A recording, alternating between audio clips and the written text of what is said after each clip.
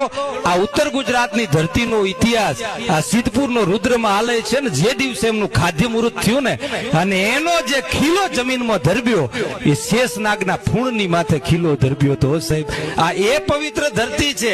વેદ શાસ્ત્રમાં એવું કીધું છે કે પ્રયાગ હોય અરે ગંગાજી હોય ગમે ત્યાંથી, પણ આ સિદ્ધપુરની ધરતીથી સ્વર્ગનું અંતર માત્ર એક વેદ જેટલું છે. આ સિદ્ધપુર નું બિંદુ સરોવર છે ને સાહેબ, એ માત્ર બિંદુ સરોવર નથી, સિદ્ધપુર છે એ આખા જગતના સમગ્ર વિશ્વનું આધાર બિંદુ છે. જો દુનિયામાં ક્યાંય દુનિયાનું સર્જન થયું છે ને, સર્જન એનું આધાર કેન્દ્ર હોય ને તો બાપુ સિદ્ધપુર છે. બ્રહ્માના માનસ પુત્ર કદર્પ ઋષિથી માંડી અને એમના પુત્રીઓથી માંડી એ સાત પુત્રીઓનું જ્યારે વિવાહ થાય ને, લગ્ન, એમાંથી આખી દુનિયાની ઉત્પત્તિ થઈ, એમાં 7 ખંડની રચના થઈ. વસુધૈવ કુટુંબ